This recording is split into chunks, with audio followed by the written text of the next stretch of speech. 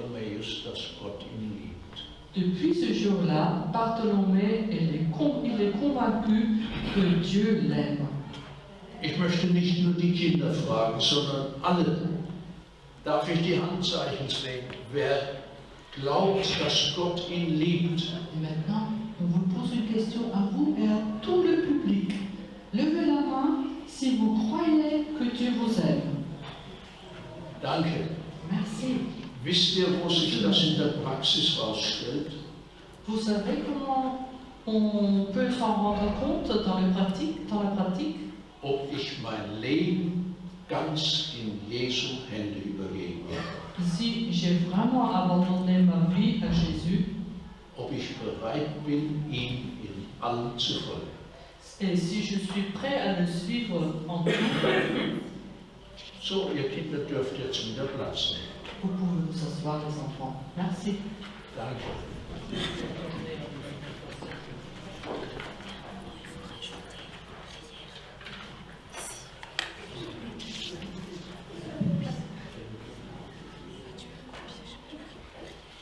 In dieser Stunde geht es jetzt darum, wie wir diese Lösung Gottes in unser Leben hineinbringen.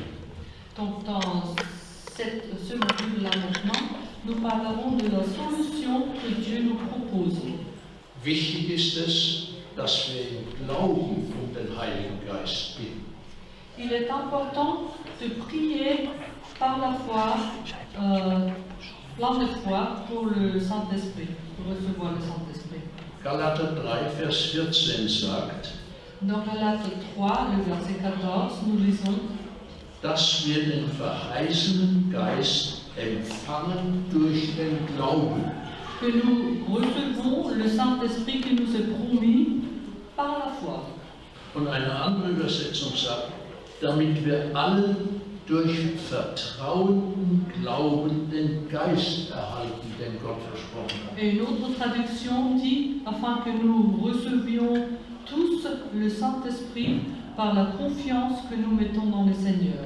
Es geht also darum, dass ich vertraue, wenn ich bitte, dass ich nach meinem Gebet auch den Heiligen Geist empfangen habe. Donc, si je prie, je dois aussi avoir la confiance que Dieu répond à ma prière.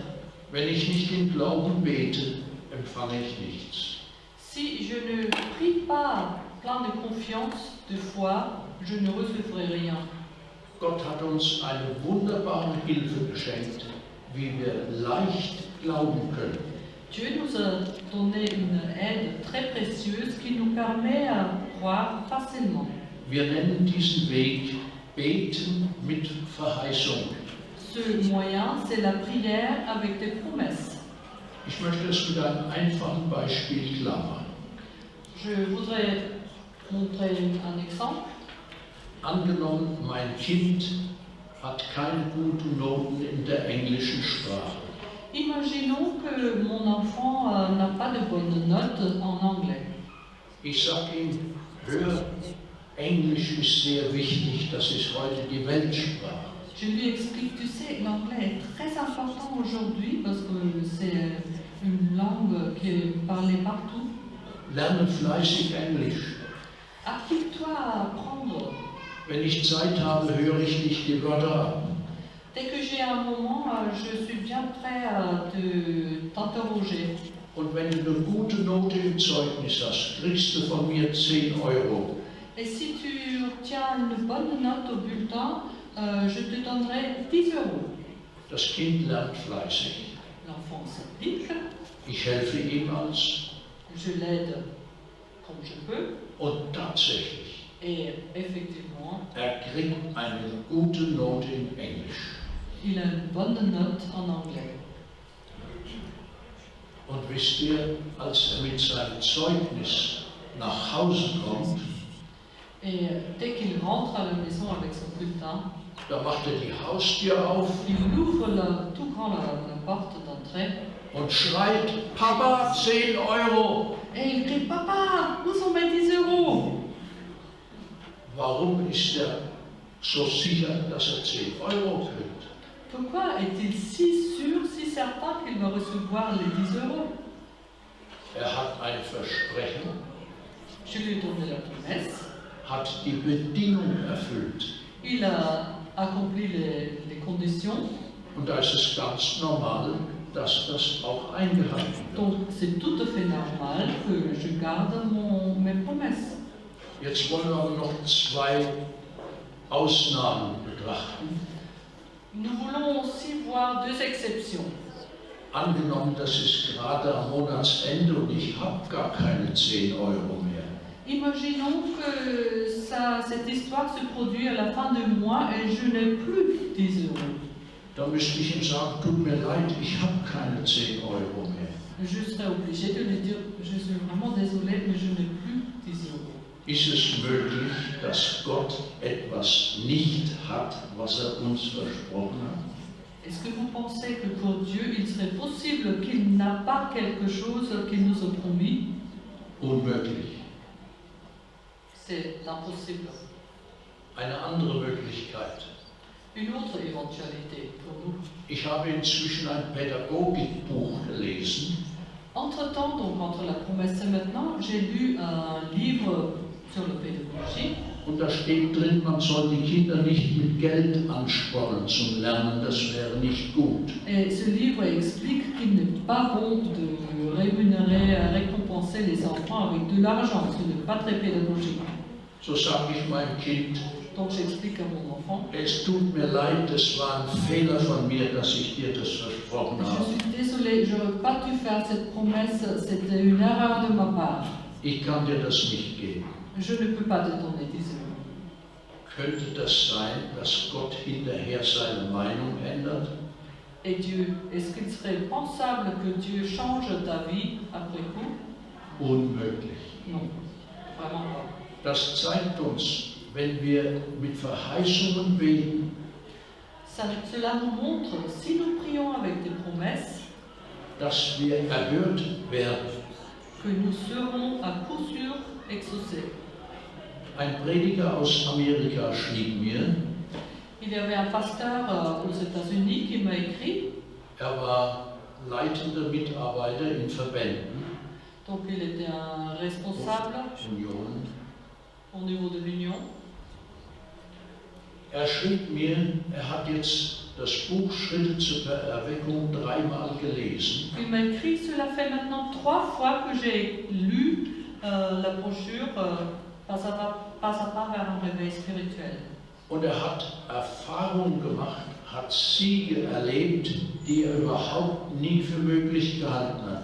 Et il a fait des expériences et a obtenu des victoires qu'il n'aurait jamais imaginées.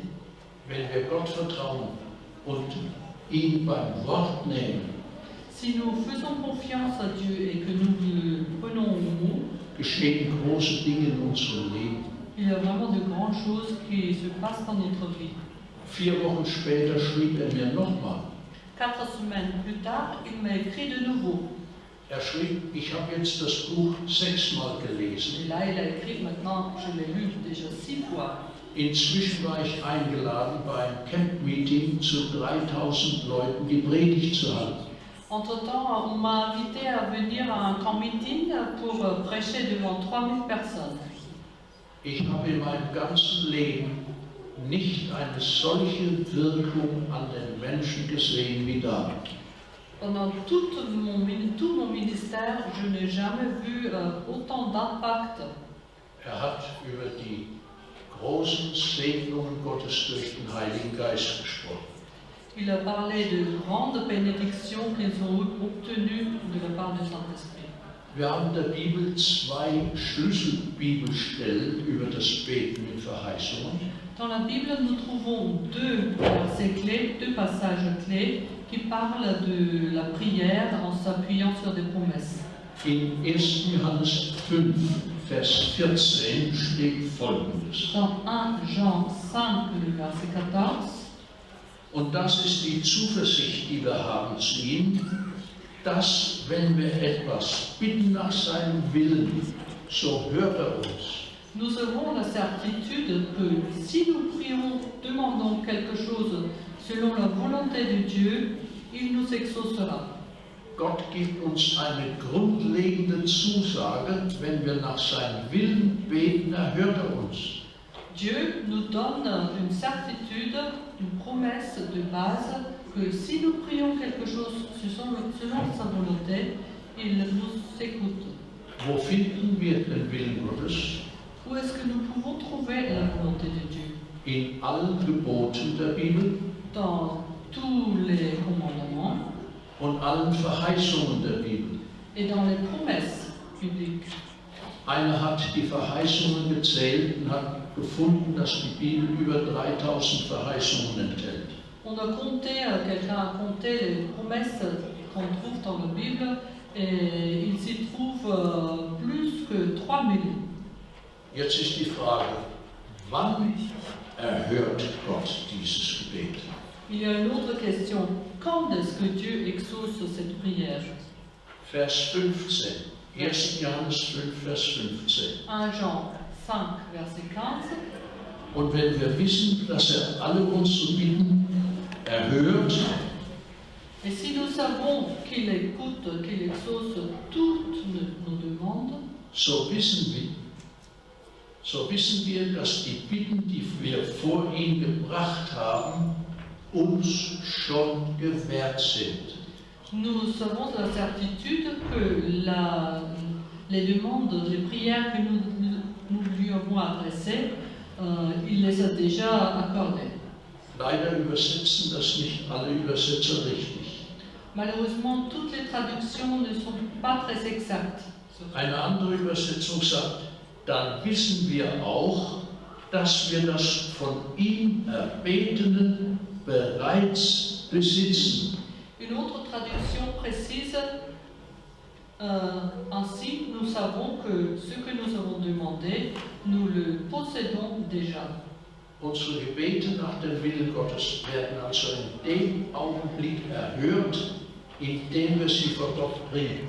Donc les prières selon la volonté de Dieu sont exaucées au moment même où nous les lui adressons. Jetzt ist aber etwas zu beachten. Mais il faut quand même tenir compte de quelque chose. An der Seelsorge, an Alkoholikern oder an Tabak gebunden, habe ich gelernt, wie Gott das macht. Dans mon ministère auprès de personnes liées à l'alcool ou au tabac, j'ai fait l'expérience suivante. Ich habe jeweils Leute, die frei werden wollten von diesen Bindungen. Donc il y avait des personnes qui voulaient se débarrasser de ces addictions. Eine Bibelstunde gegeben über das Beten mit Verheißungen. Donc je leur ai donné une étude biblique sur la prière en s'appuyant sur les promesses bibliques. Mit den speziellen Texten für ihren Fall. Avec les versets donc applicables à leur situation. Und habe dann mit ihnen gebetet. Et ensuite j'ai prié avec eux. Und als wir aufgestanden sind vom Gebet, habe ich sie umarmt. Et une fois la prière finie, on s'est levé, je les ai pris dans les bras, je les ai serrés. Habe ihnen gesagt, Gott hat ihnen oder dir einen großen Sieg geschenkt. En disant, Dieu vous a accordé une grande victoire. Aber die Leute haben überhaupt nichts gemerkt. Mais ces personnes n'ont rien remarqué pour l'instant. Aber sie haben auch nicht nochmal gebetet. Mais ils n'ont pas prié de nouveau, une deuxième fois. Nach einigen Stunden haben sie gemerkt, ich habe kein Verlangen mehr nach Tabak oder nach Alkohol oder nach beidem. Mais au bout de quelques heures, elles se sont rendues compte qu'elles n'avaient plus d'attrait à l'alcool ou au tabac. Sie wurden erhört im Augenblick des Gebetes im Glauben. Dans la foi, par la foi, ils ont été exaucés au moment même de la prière. Und in dem Moment, wo sie merkten, ich habe kein Verlangen mehr, hatten sie die Erhörung in der Praxis. Et dans la pratique, ils avaient l'exaucement au moment où ils se sont rendus compte qu'ils n'avaient plus aucun désir pour l'alcool ou le tabac.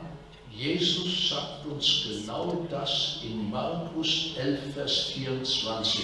Dans Marc 11, le verset 24, Jésus nous affirme la même chose. Wenn es richtig übersetzt ist.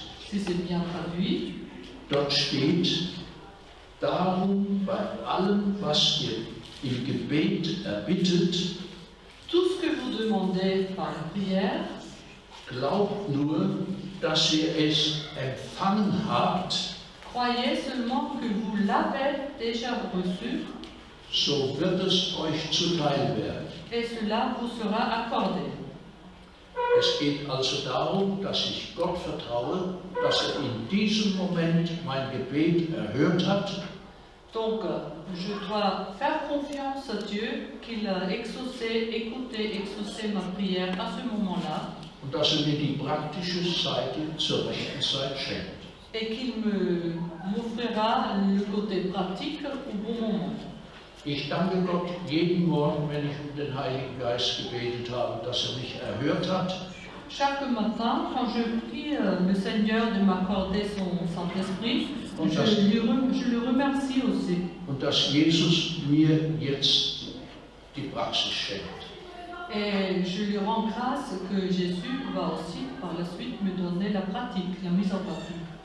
Viele haben den Irrtum, dass sie auf Gefühle achten. Beaucoup de personnes font l'erreur de se baser sur leurs sentiments. Gott erhört uns und leitet uns im Glauben, indem wir mit unserem Verstand ihm vertrauen und sein Wort. Dieu agit en nous et nous guide par la foi. Nous devons donc accepter par le raisonnement ce qu'il nous accorde, ce qu'il nous explique. Gott leitet uns im Glauben. Dieu nous dirige, nous guide par la foi. Der Teufel leitet den Menschen durch Gefühle. Satan essaie de guider les êtres humains par les sentiments. Habt ihr mal von Roger Morneau gehört? Est-ce que vous avez déjà entendu parler de Roger Morneau? Roger Morneau war ein Kanadier. Roger Morneau était canadien. War Mitglied in einer Satanskirche. Quand il était jeune, il était impliqué dans le culte satanique. Und Gott hat ihn da herausgeholt. Mais Dieu l'a sorti de là. Wurde ein Siebentagsadventist. Il est devenu adventiste du 7e jour. Und schreibt in einem seiner Bücher, Et dans un de ses livres, il écrit: Die dämonischen Geister les esprits démoniaques ermutigen die Menschen, auf ihre Gefühle statt auf das Wort Gottes zu hören. Encourage les êtres humains à faire confiance plutôt à leurs sentiments qu'à la parole de Dieu. Jetzt passt auf. Attention, écoutez bien maintenant. Es gibt keinen sichereren Weg, Il n'y a pas de chemin plus sûr auf dem die Geister die Herrschaft über das Leben der Menschen erhalten. pour que les esprits mauvais obtiennent la domination sur les êtres humains, Ohne dass der Einzelne merkt, was geschieht. sans que l'individu s'en rende compte. Gott hat fast die ganze Menschheit in den Händen, Satan hat einen großen Teil der Menschheit in den Händen durch Gefühle. Satan a captivé une grande partie de l'humanité à travers les sentiments. In Deutschland machen die meisten Leute das, was sie Lust haben. En Allemagne, la plupart des personnes font ce de quoi elles ont envie. Und wo sie keine Lust haben, das machen sie nicht. Et s'ils n'ont pas envie, ils ne le font pas. Gott leitet uns durch unseren Verstand, indem wir mit unserem Verstand ihm und sein Wort vertrauen. Dieu nous guide plutôt par notre cerveau et pour que, à travers notre compréhension, nous le suivions, nous lui fassions confiance. Selbstverständlich hat Gott uns die Gefühle gegeben, Bien sûr, Dieu a aussi créé les sentiments. Aber die Gefühle sind nicht von Gott gedacht als Steuer unseres Lebens, Mais Dieu ne nous a pas donné les sentiments pour qu'elles dirigent notre vie, sondern als Folge richtigen Handelns. mais comme conséquence d'un bon comportement. Denkt an Galater 5,22, die Frucht des Geistes. Pensez à Galates 5, le verset 22, où on parle du fruit du Saint-Esprit, Ist Liebe, Freude, Frieden und so weiter. qui consiste en l'amour, la paix, etc. Jetzt ist noch etwas zu beachten beim Umgang mit Verheißungen. Il y a encore quelque chose qu'on doit savoir en rapport avec la prière, avec les promesses. Wir unterscheiden zwei Gruppen von Verheißungen. Nous pouvons distinguer deux groupes de promesses. Die geistlichen Verheißungen Les promesses spirituelles gelten jederzeit für jeden Gläubigen. sont applicables à tout moment pour tout croyant. Zum Beispiel die Bitte um Vergebung der Sünden, Par exemple, la demande de la prière de pardon de nos die péchés. Bitte um den Heiligen Geist, La demande de nous accorder l'Esprit Saint. die Bitte, dass Gott mir hilft, ihm zu dienen. La demande que Dieu veuille nous aider à le servir. Diese Verheißungen gelten immer und für alle, die glauben. Ces promesses donc, sont valables toujours pour tous ceux qui croient en Dieu. Dann gibt es aber auch die große Gruppe der zeitlichen Verheißungen. Après, à côté, il y a un autre grand groupe de promesses, d'autres promesses temporaires. Gott kann die unterschiedlich erhören. Dieu peut les écouter, les exaucer de différentes façons. Manchmal erhört er sie total Parfois, il les exauce totalement. und manchmal haben wir den Eindruck, er hat sie nicht erhört. Et parfois, nous avons du moins l'impression qu'il ne les a pas exaucés. Ich möchte ein Beispiel geben dafür. Par exemple, In Jesaja 43, Vers 2 steht: Ésaïe 43, le verset 2, nous lisons. Musst du durchs Feuer gehen, so bleibst du unversehrt. Si tu dois traverser le feu, le feu ne te fera aucun mal. Keine Flamme wird dir etwas anhaben können. Aucune flamme ne pourra te faire mal. Dies hat unser wunderbarer Gott in herrlicher Weise erhört bei den 3 Männern im Feuerofen. Pensons aux 3 amis de Daniel qui étaient dans la fournaise. Là, Dieu a vraiment entièrement, pleinement, d'une façon miraculeuse, exaucé cette prière. Aber was ist mit Hus und Hieronymus und anderen Märtyrern, die auf dem Scheiterhaufen verbrannt wurden? Mais que s'est-il passé avec Hus et d'autres martyrs qui ont brûlé dans le feu? Das Problem hat sich für mich gelöst, als ich gelesen habe, was die päpstlichen Schriftsteller, Augenzeugen geschrieben haben über den Tod von Hus und Hieronymus. Donc j'ai trouvé une solution en lisant ce que les journalistes papales ont écrit sur l'exécution de Hus et Hieronymus. Sie schrieben: Ils ont écrit: Beide ertrugen den gewaltsamen Tod mit standhaftem Gemüt. Tous les deux ont supporté cette mort violente avec sérénité. Und bereiteten sich auf das Feuer vor, als ob sie zu einem Hochzeitsfest geladen wären. Même ils se sont préparés à cette mort comme s'ils étaient invités à un mariage. Sie gaben keinen Schmerzenslaut von sich. Ils n'ont pas crié de douleur. Als die Flammen emporschlugen, Quand les flammes montaient, fingen sie an, Loblieder zu singen. ils ont commencé à chanter des chants de louange. Und kaum vermochte die Heftigkeit des Feuers ihrem Gesang Einhalt zu tun. Et le feu a eu même du mal à stopper leur chant. halte mal deinen kleinen Finger ins Feuer, ob du Loblieder singst. Essayez de mettre votre petit doigt dans une petite flamme si vous êtes capable de chanter des cantiques de louange.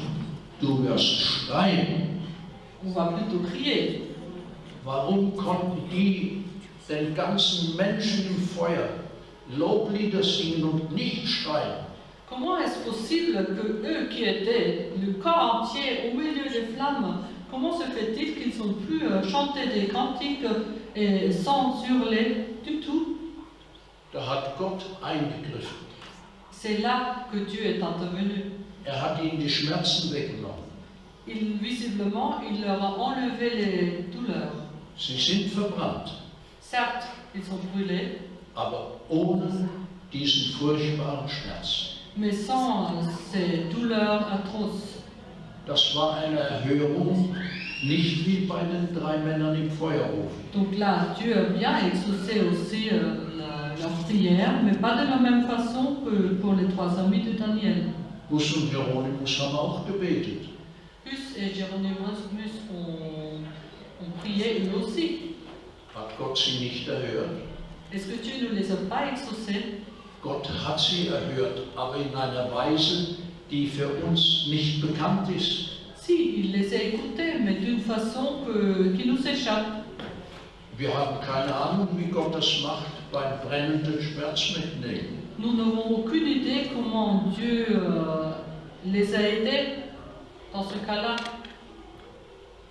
Das war generell über das Beten mit Verheißung. Donc ça, d'une façon générale, sur ce qui concerne la prière avec des promesses. Wenn Gott mich erhört in meiner Bitte im Augenblick, in dem ich sie vorbringe. Donc, si Dieu m'exauce ma prière au moment où je fais cette prière, was ist dann das Nächste, was ich tun sollte? Qu'est-ce que je devrais faire aussitôt après? Gott für die Erhörung danken. Dire merci au Seigneur parce qu'il exauce ma prière. Das Danken zeigt in diesem Augenblick, dass ich Gott vertraue. Donc, si je dis merci au Seigneur à ce moment-là, cela montre que j'ai vraiment confiance en Dieu. Was ist noch notwendig? Autre chose qui est important, mein Denken umstellen. Je dois changer de mentalité, de pensée. Nicht, dass ich mit meinem Mund bete, lieber Gott, ich danke dir. Il ne sert à rien de prononcer les paroles avec ma bouche, merci Seigneur. Und da oben denke ich, hoffentlich hat mich erhört. Et en même temps, je me dis, bon, j'espère bien qu'il m'a écouté. Wenn ich das denke, dann habe ich nicht geglaubt. Si je pense cela, je n'ai pas cru, je n'ai pas fait confiance. Ja, es geht darum, unser Denken umzustellen. Donc, il faut aussi changer de mentalité, d'attitude. Wisst ihr, was für ein wertvolles Gebet ich gelernt habe aus unserer Literatur? Savez-vous quelle prière précieuse j'ai appris dans notre littérature? Vater im Himmel, mach mich willig für alles, was du willst. Seigneur, rends-moi docile, accepter ta volonté. Was Gott will, ist immer das Beste für mein Leben. La volonté de Dieu est toujours la chose la meilleure pour ma vie. Ja, so viel nun generell für das Beten um den Heiligen Geist. Für das Beten, ganz gleich mit welcher Verheißung oder welchem Gebot. Oui, donc c'était les principes de base sur la prière en s'appuyant sur des promesses. Nun, beten um den Heiligen Geist. Et maintenant, la prière pour recevoir le Saint-Esprit. Verheißungen für den Heiligen Geist. Quelles sont les promesses que nous recevrons le Saint-Esprit? Wir haben bei der Predigt über Lukas 11, 9 bis 13 eingehend gesprochen. Donc, pendant la prédication, nous avons parlé de Luc 11, des versets 9 à 13. Im Moment nur als Wiederholung den Vers 13. Donc, je répète juste le verset 13. Wenn schon ihr, die ihr arg seid, euren Kindern gute Gaben geben könnt, Si même vous, qui êtes méchants, vous pouvez donner de bonnes choses à vos enfants, wie viel mehr wird der Vater im Himmel den Heiligen Geist denen geben, die ihn bitten. à quel point Dieu a le souhait et la volonté de donner le Saint-Esprit à ceux qui le prient, qui lui demandent. Hier ist die Bedingung Gottes bitten.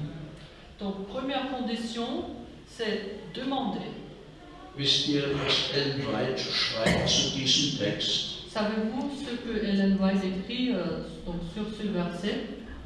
Meine Geschwister, bittet den Heiligen Geist.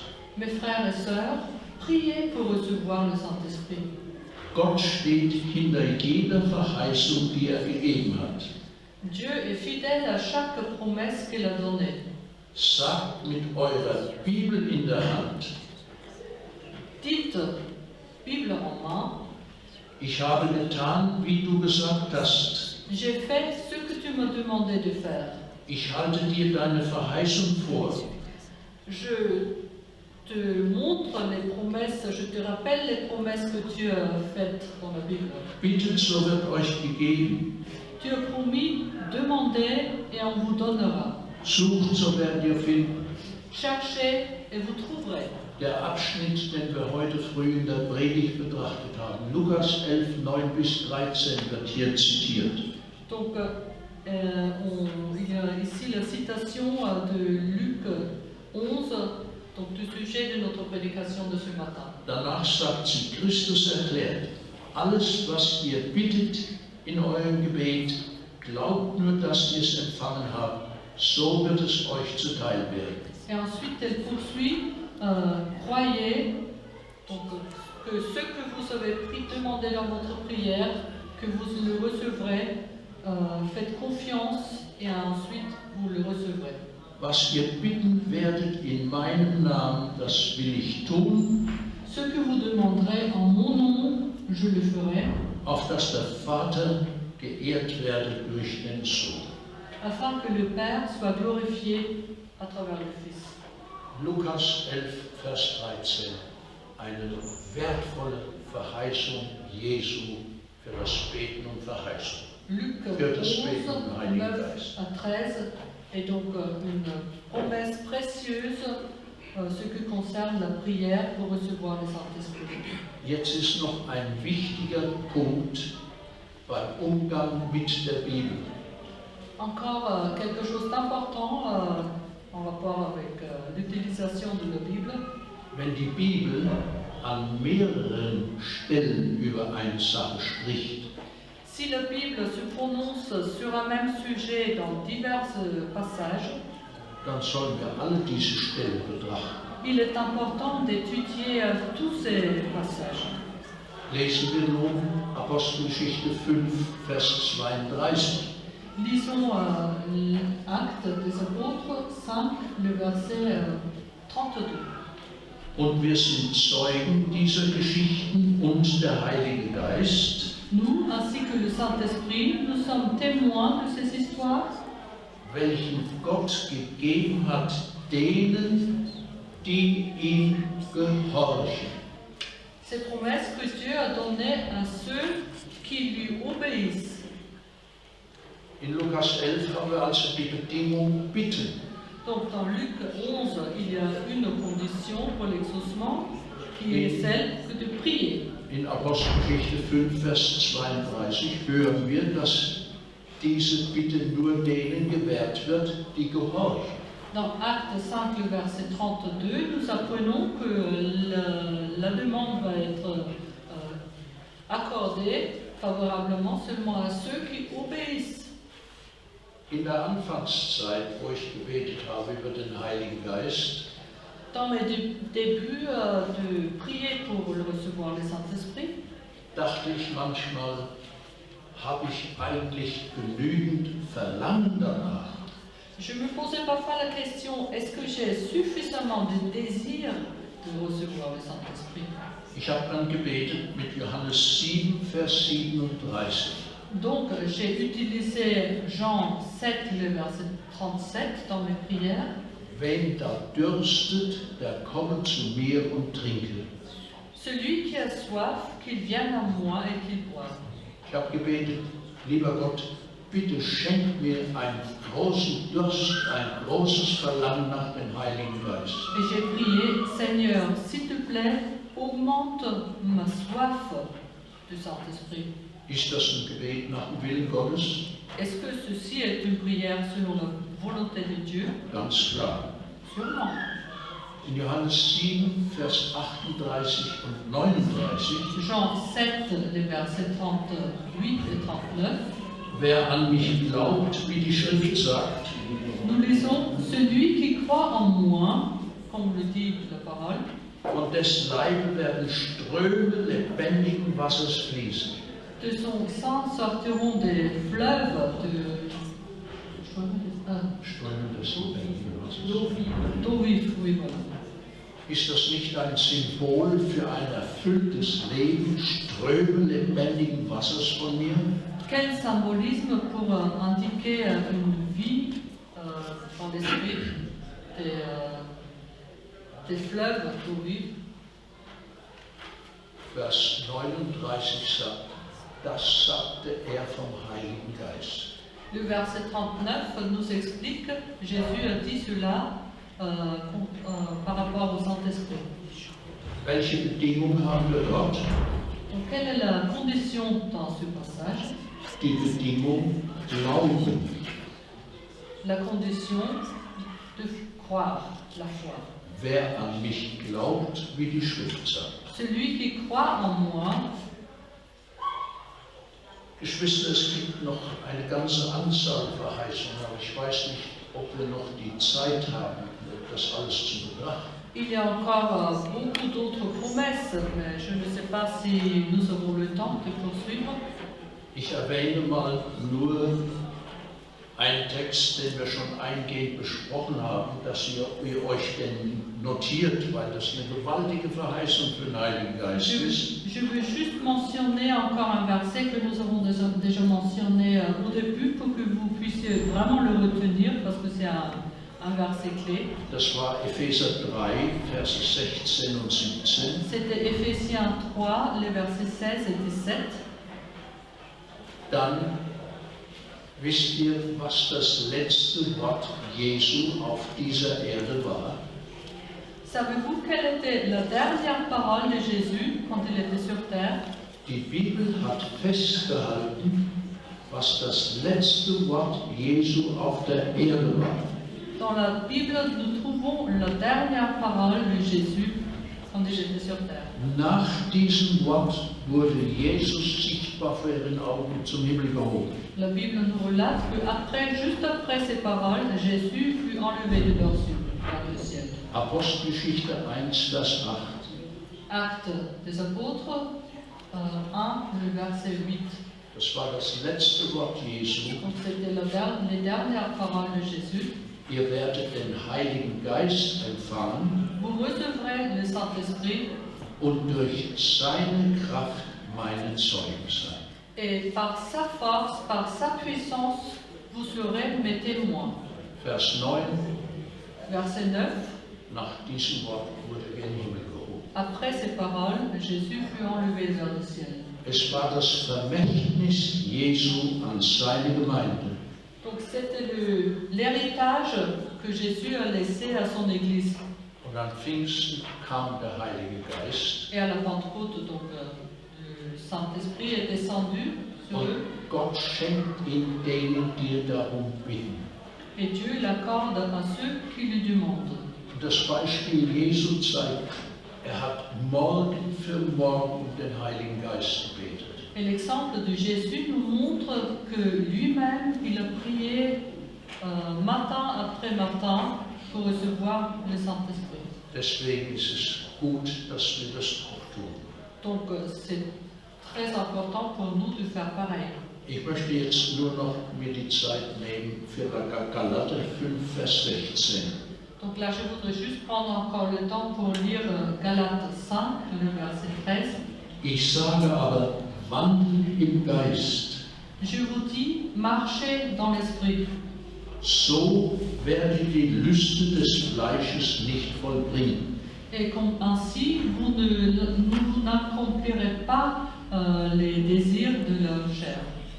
Dann kommen 3 Verse, Après suivent 3 versets, in denen die Werke des Fleisches aufgezählt werden, décrivant, énumérant les œuvres de la chair, die wir nicht mehr tun müssen, que nous n'avons plus besoin de faire, wenn wir im Geist wandeln, beständig im Heiligen Geist leben.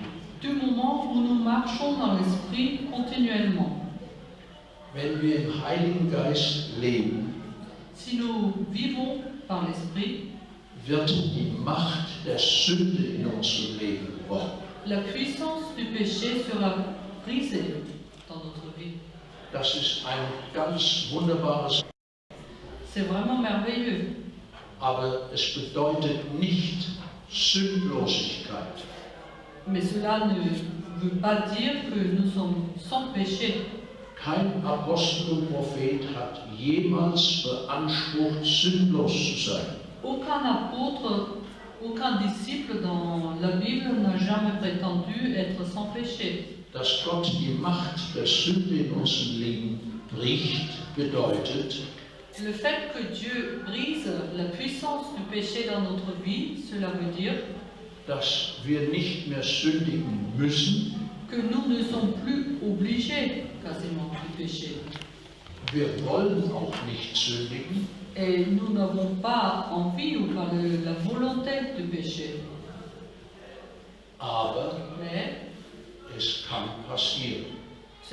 il peut arriver que nous tombions dans le péché. Es kann passieren, indem ich unter Umständen übereilt werde von einer Sache. Cela peut se produire quand je suis pris de court. Es kann passieren, wenn ich meine Beziehung zu Jesus vernachlässigt Cela habe. peut m'arriver quand j'ai négligé un peu ma relation avec Jésus. Und es kann passieren, dass wir mal töricht handeln. Et parfois, nous réagissions aussi un peu par stupidité. Aber die Häufigkeit der Sünde wird gewaltig abnehmen. Mais la fréquence du péché va baisser considérablement. Ich habe am folgenden Beispiel verstanden, was Gott tut für uns. Donc j'ai compris ce que Dieu fait pour nous dans l'exemple suivant. Wenn in einer Firma Ferngläser hergestellt werden, Imaginons une entreprise qui construit, qui fabrique des télescopes. dann müssen die Linsen in einen staubfreien Raum eingesetzt werden. On doit mettre en place les lentilles dans une pièce sans poussière. Wenn man das nicht beachtet, Si on ne fait pas attention à cela, kommt Staub auf die Linsen, la poussière va se poser sur les lentilles. und wenn man dann durchs Fernglas schaut, Et si ensuite on veut utiliser ce télescope, dann würde sich der Staub vergrößern. les particules de poussière vont être agrandies. Wie bringt man es fertig, dass der Raum staubfrei ist? Comment peut-on avoir une salle, une pièce entièrement sans poussière? Man pumpt in diesen Raum gefilterte Luft hinein. À l'aide de pompes spéciales, on envoie de l'air filtré dans cette pièce. Dadurch entsteht in diesem Raum ein Überdruck. Et ainsi, dans cette pièce, il va y avoir une pression atmosphérique plus grande. Wenn die Fenster oder die Tür aufgehen, geht der Luftstrom hinaus. Donc si quelqu'un peut rentrer dans la pièce, ouvre la porte, l'air va sortir de la pièce. So schafft Gott in uns einen Überdruck gegen die Sünde durch den Heiligen Geist. Donc si nous prenons cet exemple dans la vie spirituelle, Dieu il crée une pression plus forte dans notre vie spirituelle. Aber Gott lässt uns die Freiheit zu sündigen. Mais il nous laisse toujours la liberté de faire ce que nous voulons, Oui. même de pécher. Können sündigen. Nous pouvons nous pécher. 2 Bibeltexte. Encore 2 versets bibliques. 1. Johannes 5, Vers 18, mit dem bete ich jeden Morgen. 1 Jean 5, le verset 18, j'utilise ce verset tous les matins dans mes prières. Wer von Gott geboren ist, der sündigt nicht, Celui qui est né de Dieu ne pêche plus, sondern wer von Gott geboren ist, mais celui qui est né de Dieu den bewahrt est protégé par Dieu und der Arge wird ihn nicht antasten. et Satan ne peut pas le toucher. Dass die Sünde so stark zurückgeht, dass ich befreit werde von der Macht der Sünde. Donc si je suis libéré du péché et que mes accidents de péché diminuent beaucoup, Das ist nicht meine Leistung, ce n'est pas mon œuvre, ce n'est pas dû à ma puissance, sondern Gottes Bewahrung. mais c'est parce que Dieu me protège. Und dann der Arge wird uns nicht antasten, meint, Et donc la partie du verset Satan ne va pas nous toucher, cela veut dire Gott entzieht uns den Zugriff Satans. Dieu nous sort de la prise de Satan. Satan kann nur etwas in unser Leben tun, wenn Gott ihm dafür eine Erlaubnis gibt, wie er das getan hat bei Hiob. Satan peut seulement toucher, intervenir dans notre vie si Dieu lui en donne la permission, comme nous le voyons pour Job. Aber das wird selten geschehen. Mais ceci va arriver rarement. Und wenn ja, dann steht es unter 2 Verheißungen, Et si jamais Dieu laisse faire, il nous donne 2 promesses, dass es uns zum Besten dient que cela sera pour notre bien und dass es nicht über unsere Kraft geht. et que cela ne dépasserait pas nos forces. Noch ein Beispiel, dass wir diese wichtige Wahrheit begreifen.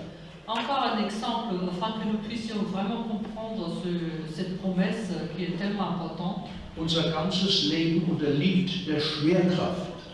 Toute notre vie est soumise à la force de gravitation. Keiner von uns ist in der Lage, das zu tun, was Jesus getan hat, der gegen den Himmel gehoben wurde. Personne ne peut faire ce que Jésus a fait, c'est-à-dire l'ascension de monter vers le ciel. Aber Mais wir können der Schwerkraft enthoben werden in einem Flugzeug. dans un avion, nous pouvons échapper à cette force de gravitation Das nimmt uns in die Höhe. qui nous porte, qui nous emporte. Aber wenn wir aussteigen würden aus dem Flugzeug, Mais imaginons si jamais nous aurions l'idée de descendre de l'avion, ist die Schwerkraft sofort wieder da. nous serons tout de suite soumis à la force de la gravitation. Wenn wir in Christus sind, Tant que nous restons en Christ, sind wir dem Zugriff Satans entzogen. nous ne sommes pas soumis à la force que Satan veut exercer sur nous. Wenn wir unsere Verbindung pflegen. Si nous maintenons notre relation avec Dieu. Aber wenn wir leichtsinnig sind, kann es passieren. Und deshalb sagt Johannes im ersten Brief, Kapitel 2, Vers 1, Donc dans Jean 1, Jean 2, 1. 2, verset 1, Solches schreibe ich euch, damit ihr nicht sündigt. Jean nous écrit, je vous écris ceci afin que vous ne péchiez pas.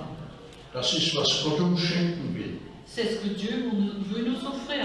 Und dann fährt Johannes fort. Mais Jean continue. Und ob jemand sündigt, Et si jamais quelqu'un pêche quand même, so haben wir einen Fürsprecher beim Vater. nous avons un intercesseur auprès du Père.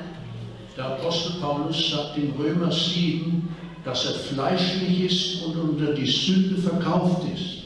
Dans Romains 7, l'apôtre Paul nous dit qu'il est charnel et vendu, soumis au péché. Und er sagt, das, was ich tun will, das tue ich nicht, Et il dit, je ne fais pas ce que je voudrais faire, sondern das, was ich nicht tun will, das tue ich. mais ce que je ne voudrais pas faire, je le fais quand même. Aber in Römer 8 sagt er dann was ganz anderes. Mais poursuivons dans Romains 8, l'apôtre Paul dit complètement autre chose. Römer 8, Vers 1 und 2 sagt er, Romains 8, les versets 1 et 2. so gibt es nun keine Verdammnis für die, die in Christus Jesus sind. Il n'y a aucune condamnation pour ceux qui sont en Jésus-Christ. Denn das Gesetz des Geistes, Car la loi de l'Esprit, das beständige, gesetzmäßige Wirken des Heiligen Geistes in mir, c'est-à-dire l'action constante du Saint-Esprit en moi, denn das Gesetz des Geistes, das lebendig macht in Christus Jesus, donc la loi de l'Esprit qui rend vivant en Jésus, hat mich frei gemacht m'a libéré vom Gesetz der Sünde und des Todes. m'a libéré de la loi, du péché et de la mort.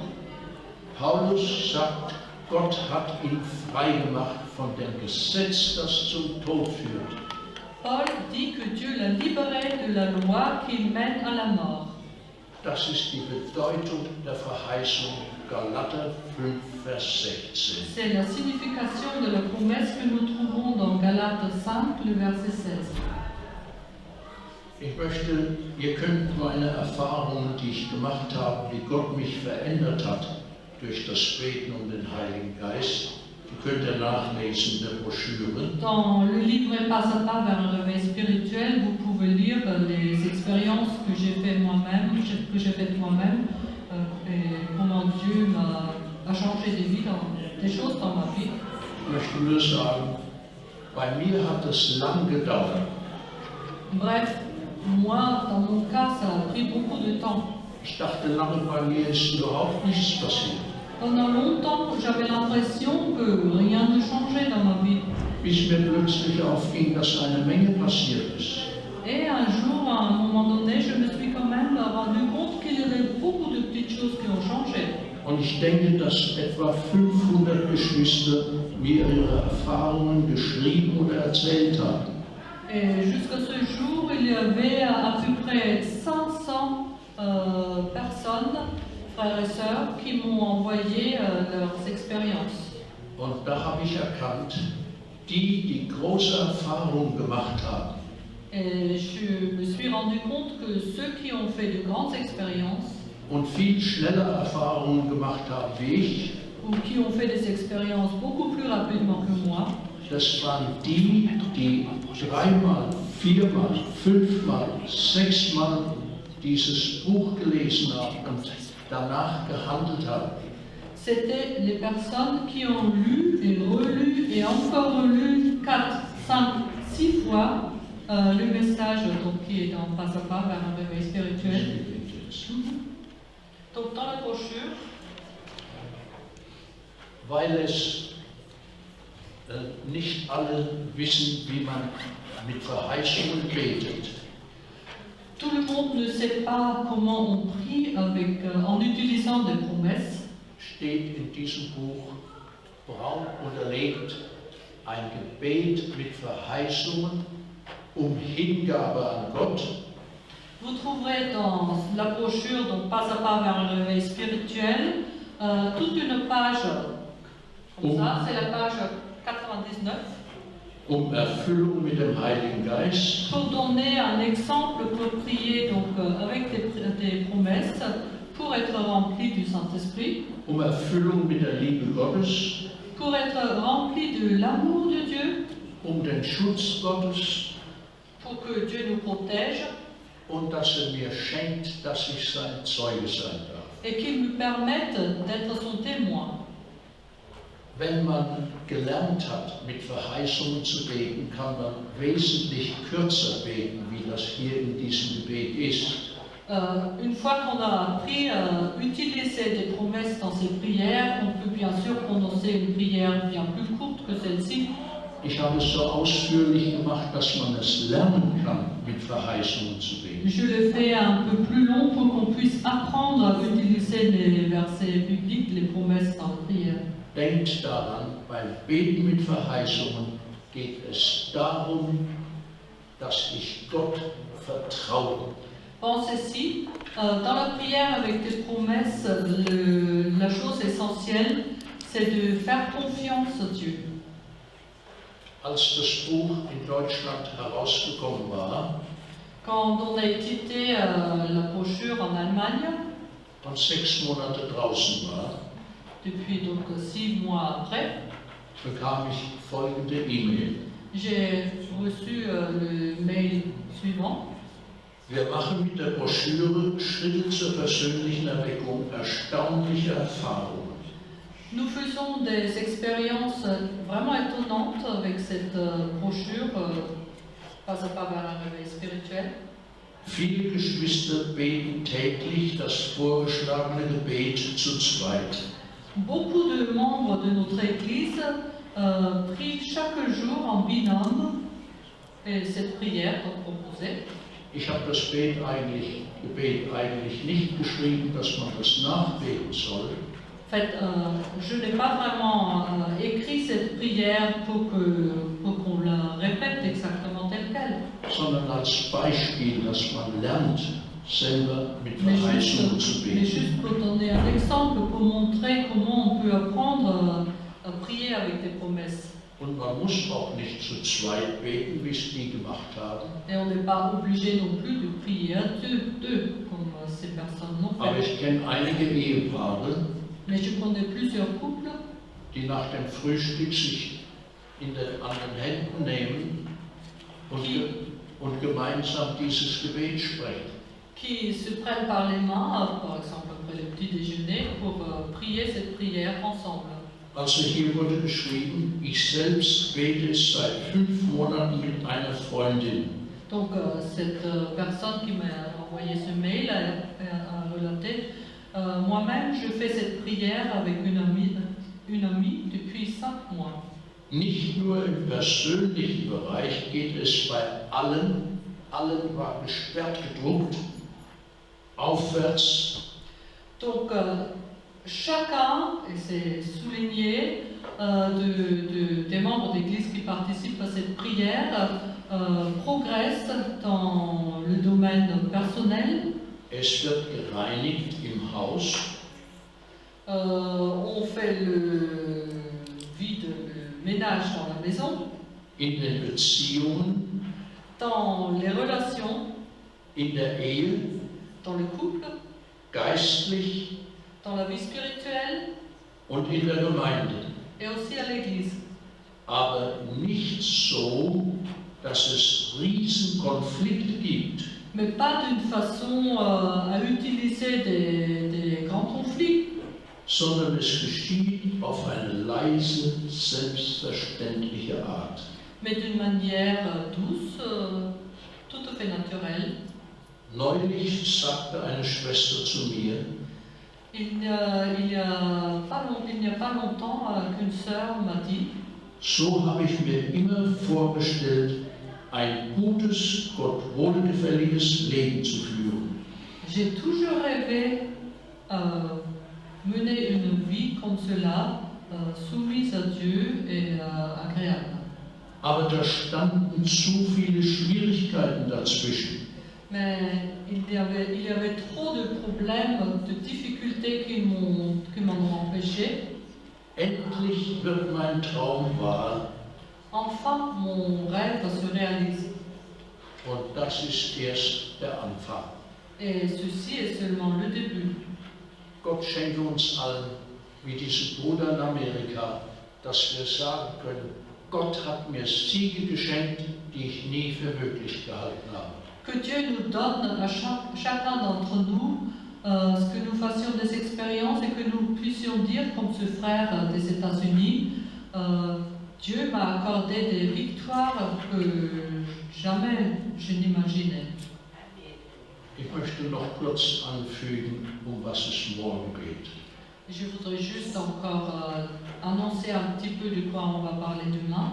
In der ersten Stunde geht es um die Frage der Hingabe an Christus. Donc le premier module parlera de mon abandon au Seigneur. Was für Hindernisse gibt es? Quels peuvent être les obstacles? Welchen Segen bringt mir das? Quelle bénédiction, à quelle bénédiction puis-je m'attendre? Genügt es, wenn ich mich Gott einmal hingebe? Est-ce qu'il suffit de se donner, à s'abandonner au Seigneur une seule fois? Das ist in der ersten Stunde. Donc c'est le contenu du premier module. In der zweiten Stunde geht es um etwas anderes. Dans la deuxième partie de la matinée, nous parlons d'autre chose. Da geht es um die Frage, arbeite ich in meiner Kraft für Gott? Nous traiterons donc la question est-ce que je parle dans ma force, j'œuvre par ma propre force? Oder kann Gott mit seiner Kraft und seinen Fähigkeiten durch mich arbeiten? Ou est-ce que Dieu peut œuvrer à travers moi, mais par sa puissance et ses capacités? Gott hat ganz andere Möglichkeiten wie wir. Dieu a des possibilités bien plus vastes que nous. Das werden wir in der zweiten Stunde morgen besprechen. Nous en parlerons dans la deuxième moitié demain matin. Ich danke euch herzlich, dass ihr den ganzen Sabbat so aufmerksam wart. Je vous remercie vraiment que vous étiez si attentifs pendant toute une journée.